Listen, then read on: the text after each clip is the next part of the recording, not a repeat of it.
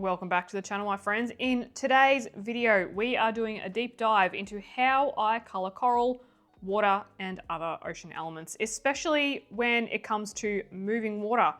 How do we do it? I'm going to show you. Today, I am working in Kerby Rosanes' Fragile World. Now, this is part of a cover-to-cover challenge, hence why we're actually working in the publisher pages today. This is my last information page before I start moving on to the main elements in the book.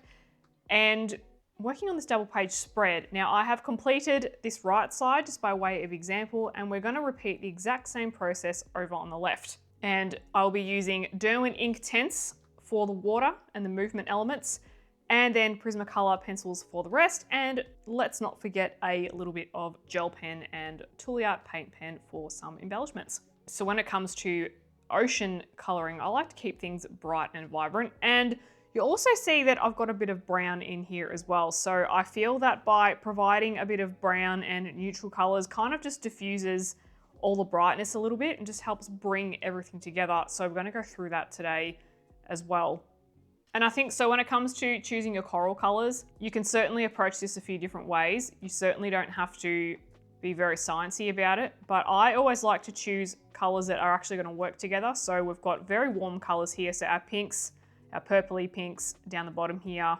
We've got some turquoise blues, some greens thrown about, and some bright yellows as well. But also just got some more neutral colors on the turtle here and also the stingrays. In today's page, the jellyfish I've done in a teal, like an aqua to a white finish, because I kind of want to match this coral here. And so as you can see, I do want coral that's blue as well, but I have just done it to not completely match the tone of the water, because otherwise you're going to lose it. And so I'm after bright colors, lots of vibrancy, lots of things happening, but also keeping a fair amount of depth and keeping some kind of cohesion to the page. It's just how I like to do it. One of the things that I do find helpful is by actually researching Pinterest. There's a lot of great coral themes that are up on Pinterest. So if you're stuck for color palette ideas, you can actually head over there and that can help you decide. And as well, just to keep a bit of cohesion on the page, the fish I have kept yellow and orange just to match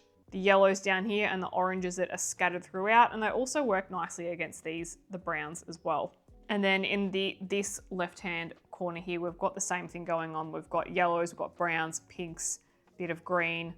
I tend to leave the green for grass elements, just as a pop of color, I suppose. When I'm choosing colors, I will have combinations that cover bigger elements on purpose, and then other elements that cover small areas. So these are the pencil combinations that I'm using today in the Prismacolor, all bar this one up here, which is Derwent Inktense, which I will go through. So I've actually only got a small selection of the Derwent Inktense. I've only started collecting them. So you may notice that I've got a natural brown up here as part of this color combination to create a deeper blue than the iron blue. So just for a bit of shading. So sometimes adding brown to different colors can be a fun way, and also dark grays as well can be a fun way to just deepen things up a little bit. And so just looking at this color palette at a glance, most of it is all pretty bright and fun and summery, which is like how I like to color my ocean pages. And then of course we have a few muted tones. So with this, the green ochre combination down here, this is for the turtle. There is one turtle on that page, and then I've got some gray down the bottom here for some other fish and sharks and for the stingrays as well. And you might notice too that there are quite a few colors that continue, and you might notice too there are quite a few colors that actually feature in more than one color combination. So here I've got light aqua that features in two. We've got light peach that features in two as well. I've got peach that features in these two. Pink is in these two. So you can really play around with your color palette, and not every single pencil needs to be completely unique. I find that by sharing pencils around with different color combinations can actually bring a whole lot of harmony and cohesion to the page. So if you would like to follow along today, feel free to screenshot this and use these color combinations. Again, this is Prismacolor. And we're going to be working on the left-hand side. And for this particular page, I'm going to start with the water first. Now, this is with the Derwent Inktense pencils. So like we were discussing, I've got 3 different blues and a brown. So we've got iron blue, deep blue, iris blue, and natural brown. And like I was saying before, sometimes if you don't have black, grab a brown or a dark gray and experiment with mixing the different colors together. And sometimes you can get a really great effect. You can achieve more depth than you may think. You don't always necessarily need to color black with black. And I've also got a Caran d'Ache palette as well. Now you don't have to use this Caran d'Ache palette. Any palette will work. Any palette, even a plate, just anything that you can scribble pencil on or apply water to and mix your colors will work fine. So there are a few different ways that I like to apply my wet mediums. So of course, the first way that I like to apply it is actually just coloring in the page first and then applying the water on top. The second way that I like to do it is actually by applying the pencil to the palette first and dipping in from there, which is what I'm gonna do first. So we're gonna do both techniques today. So I don't always start with the water first. On this particular page I am. As a general rule, I just like to do it first because it means you can go over the top with the pencil if you need to, and you can keep applying layers. Now I've found that Kerby's paper is pretty decent and that you can apply 2 to 3 light layers of watercolor mediums. Because we're coloring water with a lot of movement today, I'm actually going to keep all of these swirls and all the cross hatchings. And you'll see that over on the right here as well, I've kept them in and I've colored them with a darker pencil. So I haven't gone over them in a lighter color and I haven't covered over any of the black lines because I feel like they really add to the depth and the movement. And I think that if you're wanting to color an ocean page that has a lot of swirly stuff going on, and the line art's already there, then it's best to actually use that to your advantage and let that help you where you map out your darkest points. Now you might be able to see around the edges here where it's darkest, that's where I've applied my darkest colors, and then we're getting lighter as we go in. So for example, in these areas here, we can kind of see how Kerby's applied his darkest shading there with his line art. So that's where we're gonna apply our darkest color. So we're actually using this as a bit of a guide. And as usual with my water mediums, I do like to use a brush pen. That is my preference. It's what I'm most familiar with at this point. This particular one is a Pentel pen. You can get a lot of other great brands as well. And the tip of it is more of a fine to a pointy tip. You can get ones that have more of a flatter edge. I think it's all about what suits you. So I think play around with what's available and find what works. So the first thing I'm going to do is grab my lightest color, which is the iris blue, and I'm just going to place a bit on the palette here. Just nice and thickly, pressing rather hard just to get a decent amount of pigment there to start with. And you'll notice that my pencil is very, very blunt. It is like that for a reason at this point in time, and that is so I can just get a nice amount of color there. Okay, and you'll see that when I activate this, we get a deep, rich pigment. Now this is not a how to use Derwent Inktense tutorial, I suppose. This is more focusing on the ocean theme today. I can do more videos on Derwent Inktense as I continue to grow and expand my skills. If you're a Neocolor 2 fan, this process is actually quite similar to that. Not very different at all. So I'm going to start from the middle and work my way out. So pick up some color. And I'm just going to start applying it. I'm going to pop a little bit more water on here, mix it in, just dab it out. You just play around with the color that you like, and I'm just pushing it through. It's a bit wet, so I'll just wipe off. You've got to be a little bit careful with how much water you apply because it can bleed through the paper. So you want it damp, but you don't want it absolutely dripping either. So it's just kind of about playing with that until you get this kind of nice consistency, and then you just like dab it out like so. And I'm gonna do my best just to see how this water kind of ends in this off-centered circle. Get into the spine there. Don't worry if it looks too light, because we're gonna be going over it anyway. We're gonna be building up in layers.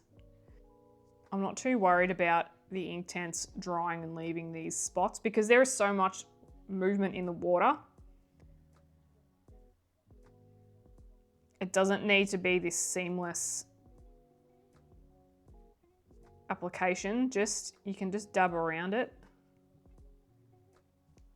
just to cover up some of that if you like, just to bleed it out a little bit.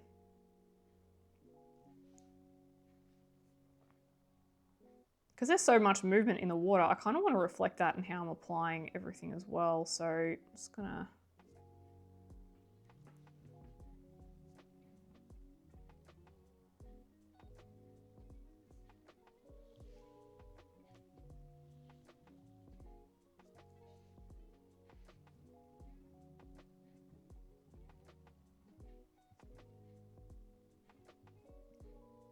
bring that out a bit further.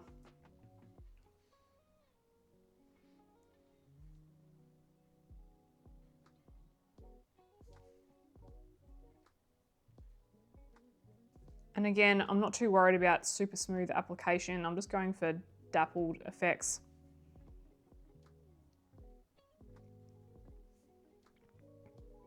Blobbing it everywhere, but not too much.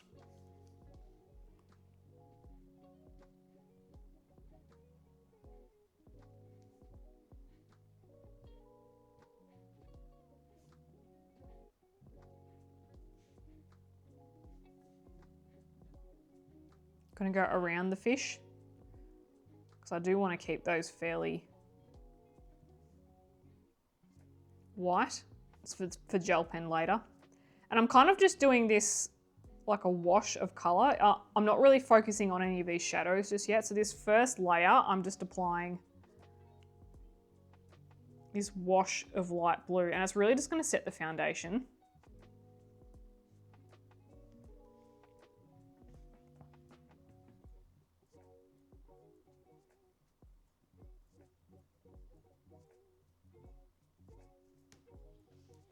Like so, and I'm going to keep on going around at the whole edge in the same fashion.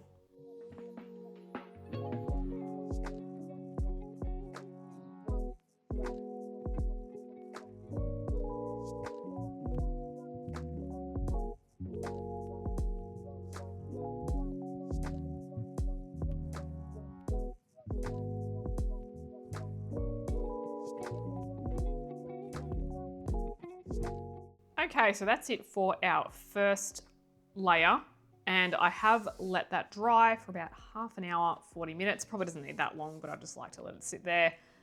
At this stage, I'm not worried about too many spots. So for example, this part is significantly darker, has a lot more pigment. This area as well is not as transparent as the others. That doesn't matter because we're going to go over it with 2 more layers of pencil now to really bring up that depth. And if you see on the right hand side here, really work on some of the shading in the corners and bring it out. So now what I'm going to do is I'm going to take my darkest blue, which is the iron blue, and I'm just going to start filling in some of these shades. So I've got a sharp pencil. You don't need to worry about it being too sharp. Sometimes if it's too sharp, you can actually just cause indents in the paper too much with watercolor, and then you end up getting streaky bits and you end up seeing those pencil lines and they stay there permanently. So you don't need it too sharp if you don't want to. And I'm just going to color in the darkest areas.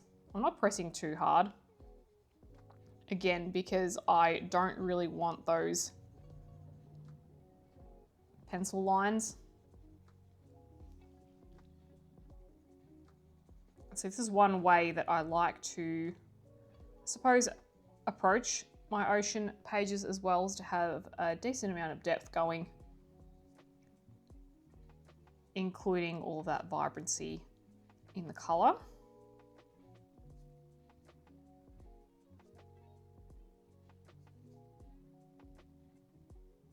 So just on these edges here.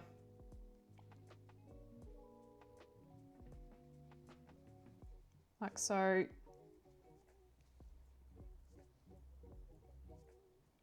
Down the bottom.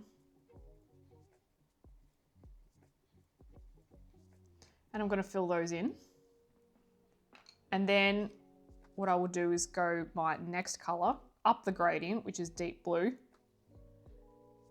And I'm going to go over that too and just bring it out a little bit.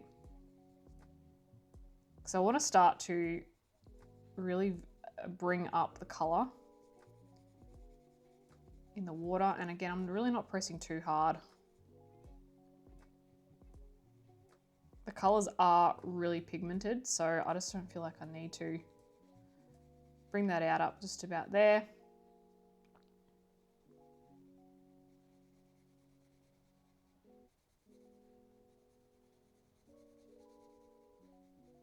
And I will go through and fill in these bits, this movement here.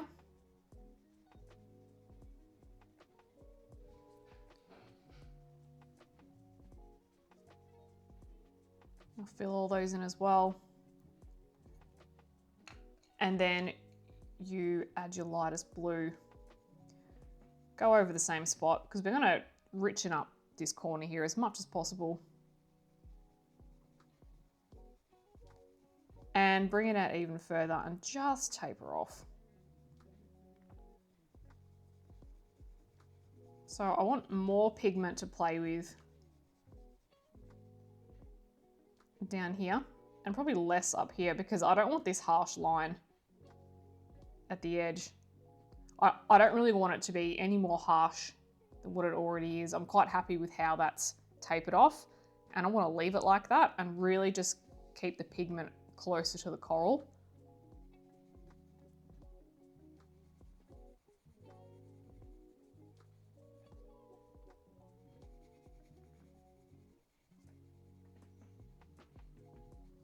Like so. And then for the brown, all we're going to do,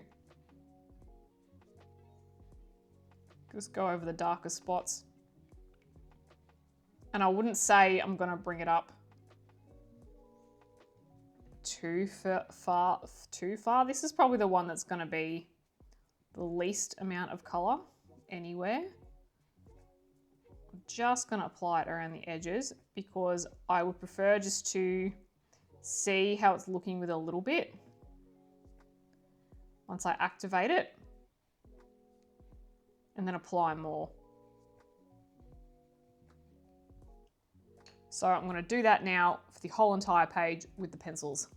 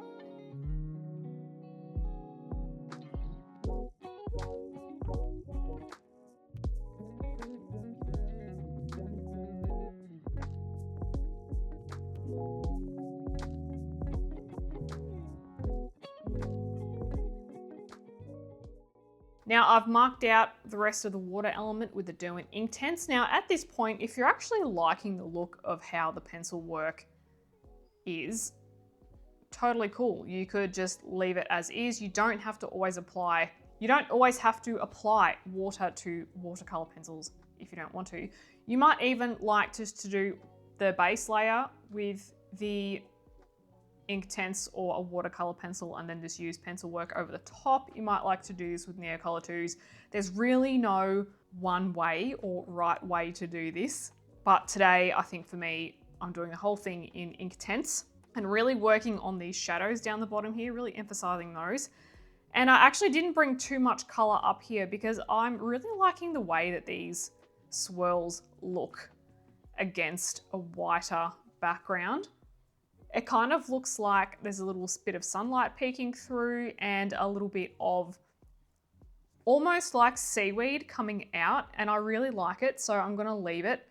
I think that's just an organic thing that's kind of come about as I've been doing it, so I'm gonna leave it. And often with your ocean coloring, especially if you wanna have a lot of movement, if there's areas that you like that you feel give off a certain vibe, then leave it, especially if you didn't plan for it.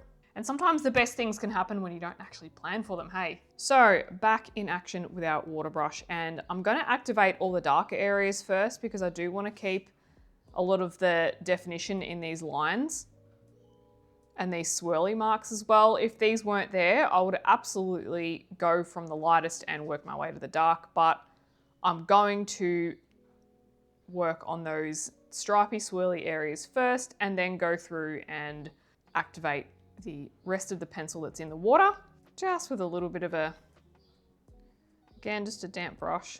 It's too wet, wipe off.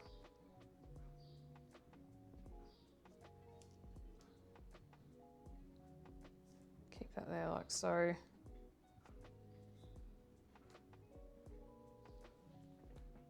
Now I just have my cloth here. You could use paper towel or hand towel if you want, and just kind of going like so. And I'm just wiping off when either I've got too much water or if I'm going to work with a completely different shade.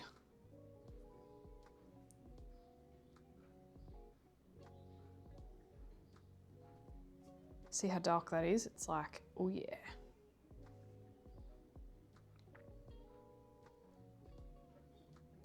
So just working backwards almost and just trying to, it's what helps to have a really fine edged brush sometimes, so you can just get in all these little nooks and crannies.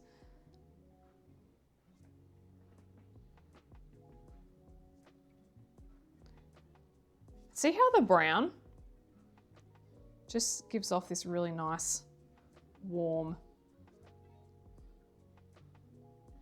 darker blue.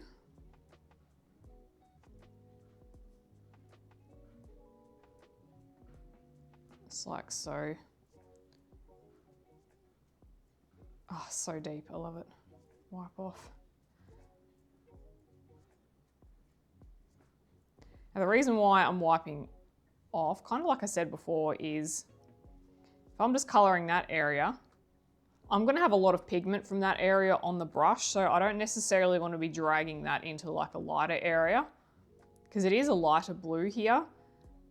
Otherwise, you might just be transferring your colors to too many areas and it'll all just end up blending and looking the same. So I'm just doing my best to keep the colors separate so they can blend nicely and so you can actually tell where the different colors are.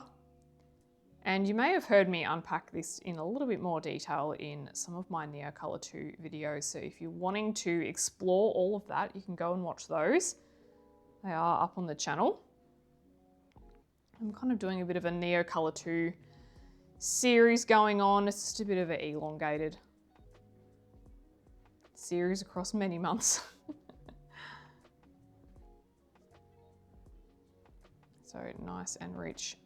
And I'm confident that if there's anything that I need to adjust while I'm activating this, I can actually just go back in after this is dry with more pencil if I want. So I'm not too stressed about making sure that everything's right. And I think for me, because this is an ocean theme with a lot of movement as well, I'm not too worried about getting absolutely everything precise. I'm going for more of an effect and a, yeah, just swirly everywhere. So I'm not after smooth gradients or smooth lines at this stage. And as you can probably see, I have a piece of paper underneath.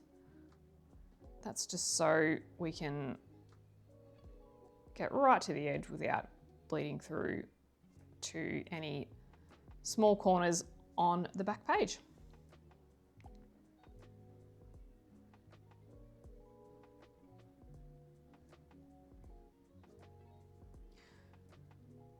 And then what we're gonna do, so once I've done all these lines, then I'm simply gonna go and start from the edge, work my way in, wipe off, blend those colors. So this is where I'll be wiping off more because I don't wanna bring that really bright blue out to there. I wanna avoid that as much as I can. If there's a little bit, it doesn't really matter because again, just going back to that really flowy, lots of movement in the water. So it doesn't have to be perfect, but I'm going to try and avoid it as much as possible. And just dragging that down, cover it over, wipe off.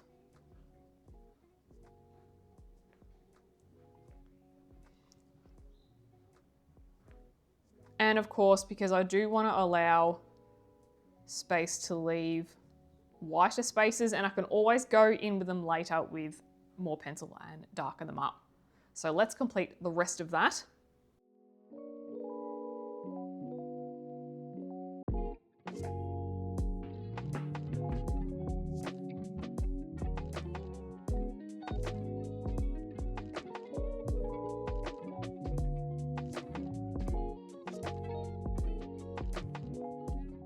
Okay, so that is the second layer dry, and I've just zoomed out to compare it to the layers over here. And to me, I'm having a look at the balance between the colors, and I feel like everything's pretty even. There's not too many areas that I think I want to go in and adjust. The darker areas are looking pretty good. I could almost go in and pop another layer on this top corner to match that one. However, just looking at the markings, these markings are quite heavy compared to these ones, so maybe I'm gonna leave it. And it's funny how your perspective changes on a picture when half of it's colored. I never saw it this way, but now that I'm looking at it, it almost looks like we're looking top down onto a swirling rock pool, and there's a couple of whirlpools going on in that rock pool. Whereas at first I thought we were looking front on into a scene as if it were in some kind of, almost like a fish tank. But now that I'm looking at it, I'm like, oh gosh, it just looks like we're looking down on some crazy rock pool, or even looking from the bottom up as well, I think, because this shark, that's underneath. A lot of these animals here, they're underneath, they're kind of swirling around us. And now what I'm gonna do is go in with the color pencil, and I'm gonna use the same technique that I have here on the right-hand side. And so just circling back to our colors as well. So we could probably not worry about these now because we've used the Inktense, that's fine. We're just gonna focus on the rest of the Prismacolor combinations. So if you would like to follow along and use these, you are more than welcome to. Feel free to place them wherever you like. Feel free to follow a loose placement of mine. If you're following along, it's really up to you. You can use these combinations however you like. You might like to use them in another ocean themed coloring book, or you could even use these on like a flower scene, however you like. And so just to note with the coral, it's in the margins. So you can see here that I've colored half the coral. So I know the combinations well enough to know what combination they were, so I can continue them. So I'll continue that with the brown, continue that with the pinky beige, continue the yellow.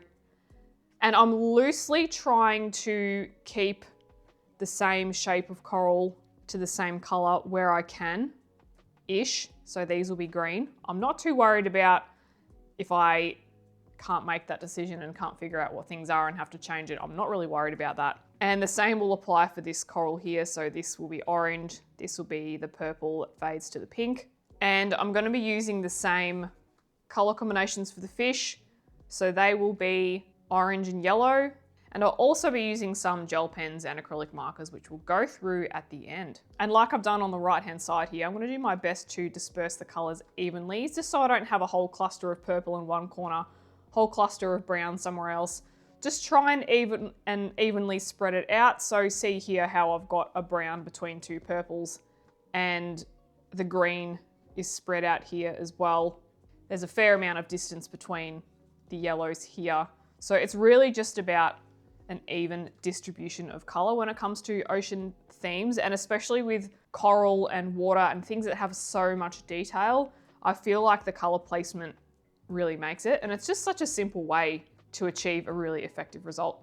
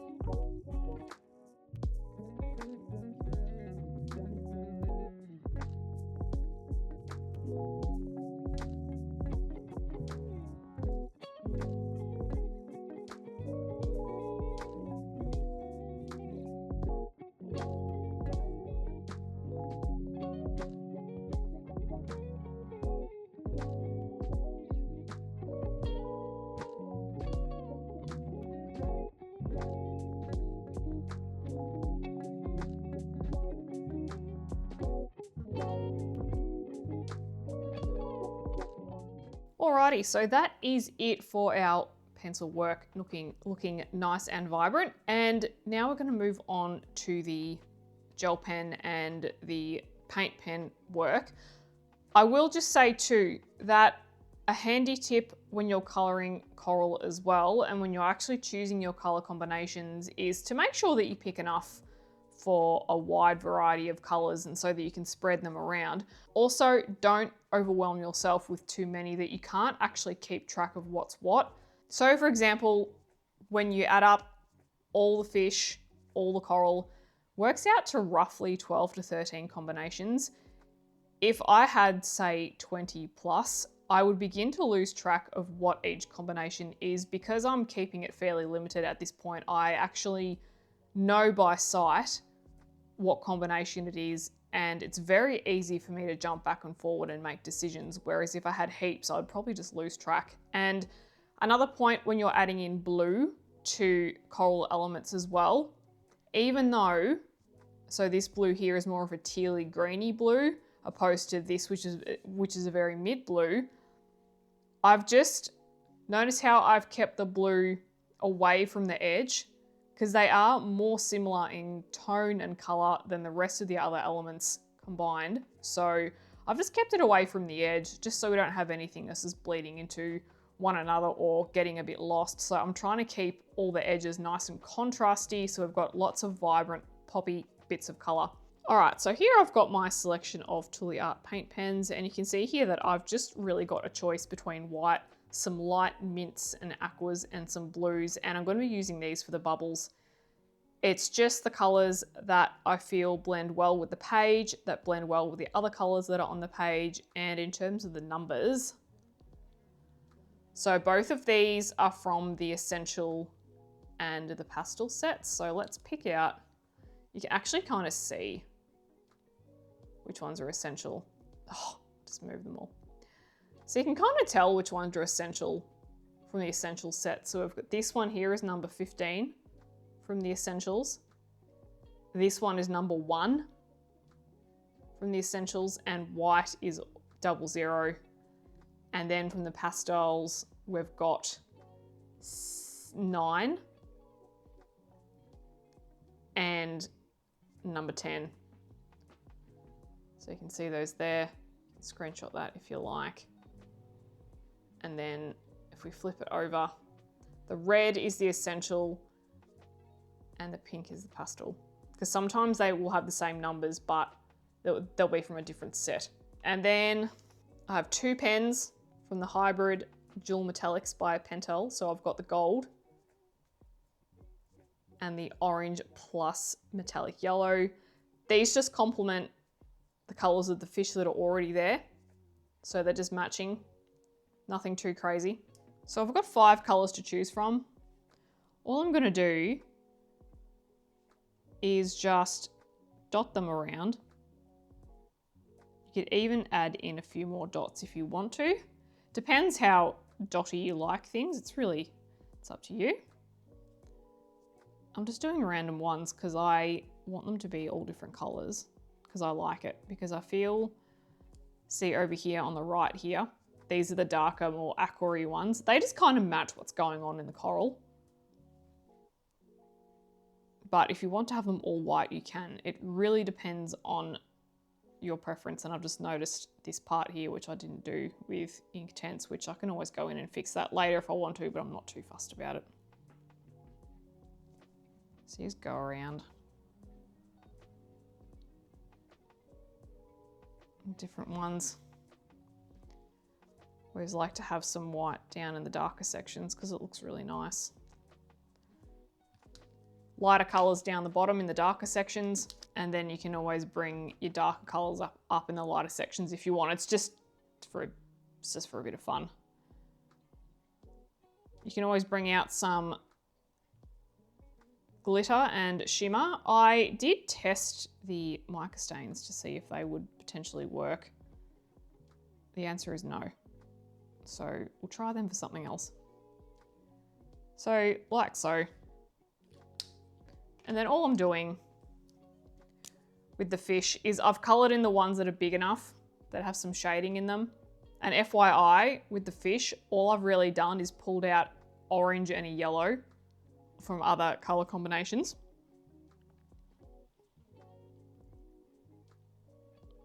And you're just gonna go in and just drag the color around. I'm sticking well within the lines. And I'm just, yeah, dragging the ink around. I don't press very hard with gel pen. I just let the rollerball do the work. And if you've watched some of my gel pen tutorials, you'll know exactly what I mean, and you would have heard me bang on about it many times. And I'll show you a couple with the yellow, the gold, I should say. It's the same process. So again, all I'm doing is bringing out colors that are already in the coral. Because there's so much going on, I don't really want to have any other colors that are too different. You want to just kind of hint at the relationship between the fish and the coral, just to make it one whole kind of scene.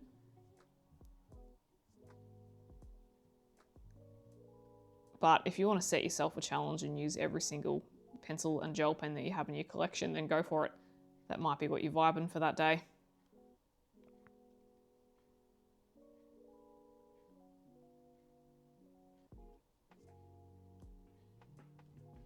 All right, so I'm gonna go ahead and complete all of that.